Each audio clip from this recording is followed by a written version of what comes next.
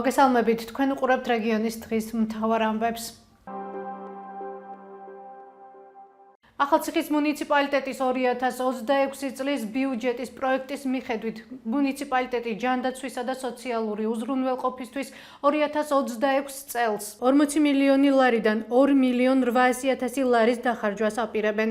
მუნიციპალიტეტის წლის მთავარი ფინანსური დოკუმენტის პროექტის მიხედვით 2026 წელს ამბულატორიების მშენებლობას, რეაბილიტაციას, აღჭურვას არ აპირებენ, გრაფაში 0 ლარია მითითებული. ბიუჯეტის პროექტის მიხედვით ახალციხის IP-ის სათნოების სახლისთვის 340.000 ლარია გათვალისწინებული. სწორედ ეს IP უზრუნველყოფს სოციალურად დაუცველების და უსახლკაროების კვებას. დოკუმენტის მიხედვით სათნოების სახლს 160-მდე ბენეფიციარი ჰყავს. როგორია მათი კვების რაციონი, ახალციხის მერიაში გვითხრეს, რომ ინფორმაცია საჯარო წესით უნდა გამოგვეთხოვა, უწყებას წერილობით უკვე მივმართეთ. შშმ პირების მხარდაჭერის პროგრამის ფარგლებში 2026 წლის ბიუჯეტის პროექტში ჯამში 348.000 ლარის დახარჯვა იგეგმება. ახალციხის მუნიციპალიტეტის 2025 წლის ბიუჯეტის დოკუმენტში ვკითხულობთ, რომ მუნიციპალიტეტში 774 ოჯახი სოციალურად დაუცველი სტატუსის მქონეა. ომში მონაწილე შშმ პირების და ომში დაღუპული ოჯახების მხარდაჭერის პროგრამის ფარგლებში იგეგმება ფულადი ფორმით სოციალური დახმარების გაცემა და სერვისების მიწოდების ხელშეწყობა, რომლისთვისაც 22.000 ლარის დახარჯვა იგეგმება. რამდენია ასეთი პირი რეგისტრირებული მუნიციპალიტეტში? ახალციხის მერიაში გვითხრეს, რომ ამის გასაგებად საჯარო ინფორმაცია უნდა გამოვითხოვოთ. ჩვენ ინფორმაცია უკვე გამოვითხოვეთ. ასევე 2026 წლის ბიუჯეტის პროექტის ფარგლებში 405.000 ლარი გამოყოფილია იძულებით გადაადგილებულ პირთა, დევნილთა და უკიდურესად გაჭირვებულთა სოციალური დახმარებისთვის. ახალციხის მერიამ 2026 წლის ბიუჯეტის პროექტი ახალციხის საკრებულოს უკვე გადაუგზავნა. ამ ეტაპზე უცნობია, როდის გაიმართება ბიუჯეტის საჯარო განხილვა. საახალწლოდ ახალციხის მოსართავად მუნიციპალიტეტის მერია 100.000-მდე ლარის დახარჯვას გეგმავს. ინფორმაცია სახელმწიფო შესყიდვების ვებგვერდზეა გამოქვეყნებული.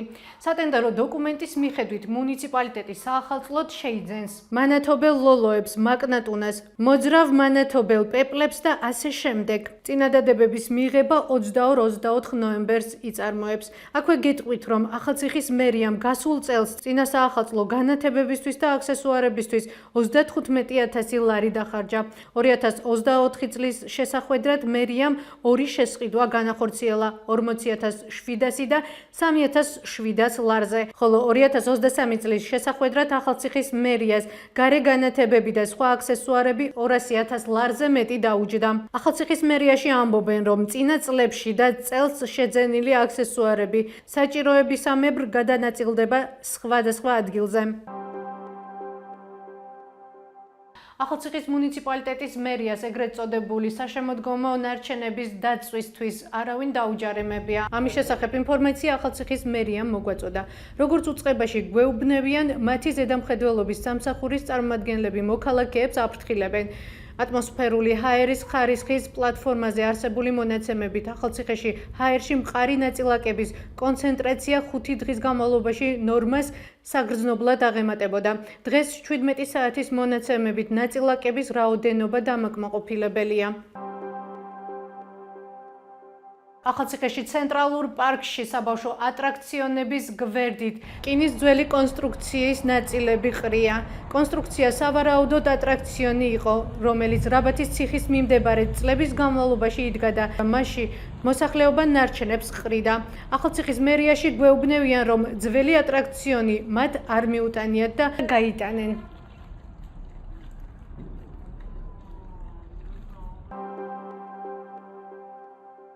ახალქალაქში პლასმასის ნარჩენებს ცეცხლი ეკიდა. აღნიშნული შესახებ ინფორმაციას საგანგებო სიტუაციების მართვის სამსახურში გვიდასტურებენ. ამავე წყაროს ცნობით ხანძარი უკვე ჩააქრეს.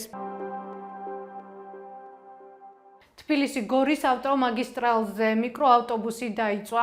როგორც შინაგან საქმეთა სამინისტროში გვეუბნებიან, შემთხვევის შედეგად არავინ დაშავებულა, დაიწყო თუ არა გამოძიება და რომელი მუხლით. უწყებიდან ინფორმაციის მიღებას რამდენიმე საათია ველოდებით.